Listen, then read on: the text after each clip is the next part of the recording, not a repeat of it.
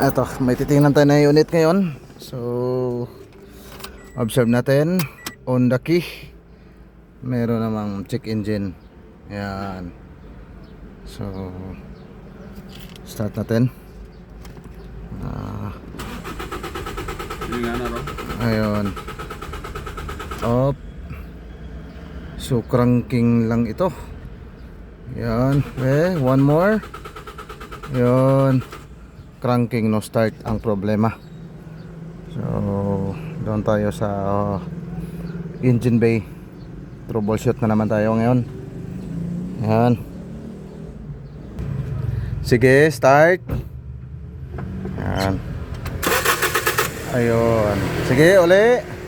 Start. Ayun. So, hindi ko na sinukat yung pressure nito dahil nung ito pina-start natin wala malang pressure. So, off the key. Okay. Doon sa fuel pump motor ang may problema. Doon tayo sa may tangke. So, ito sa kabilang connection meron namang negative dito sa kabila. Papa-start natin, dapat magiging positive ito. Sige, start. Oo. Ayan. Sige. Dapat ilaw yung kulay red. Sige, start.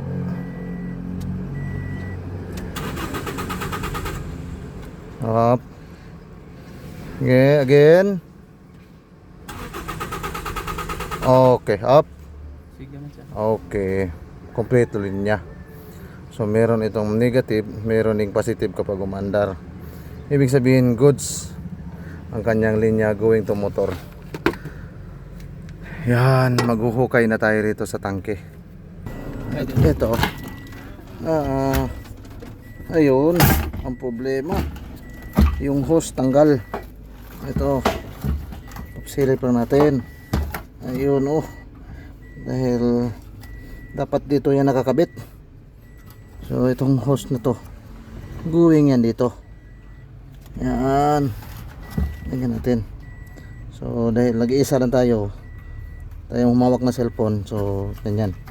Itong hose na itim nito, dito yan. Yan. So lagyan natin ito ng alalay. Yan, para hindi ito humiwalay. Dahil itong source na to, going ito ng common rail at injector. Ito, pasamantala muna natin nilagay yung socket. Sige, pag-start ako kung meron na ba itong pressure. Sige, start. Up, yeah. Very good.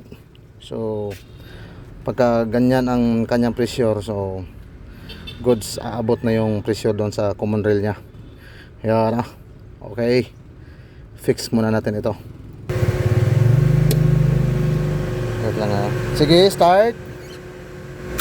Up. Okay. Up. Aray ko ang lakas na talaga ng pressure. Tinalsikan na tayo sa mata. Aray ko.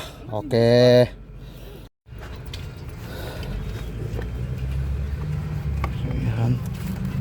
For safety purposes, pagka lumiyab ito, so imbis na hindi umanda yung unit, delikado, kaya silipin natin na maigi.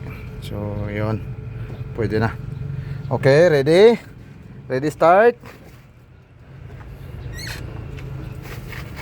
Tingnan natin kung gagana ba ang injector. So diretso andar ito. Sige, start po.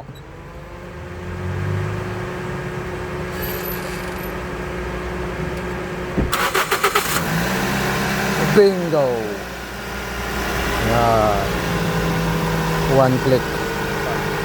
So tsamba lang, dahil hindi sira ang motor, yung hose lang ang bumigay. Yan. One click. So ibig sabihin goods ang kanyang injector, mga coil.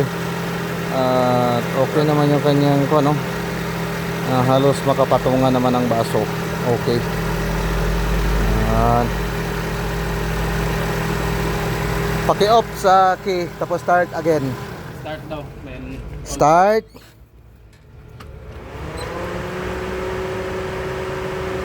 Sige.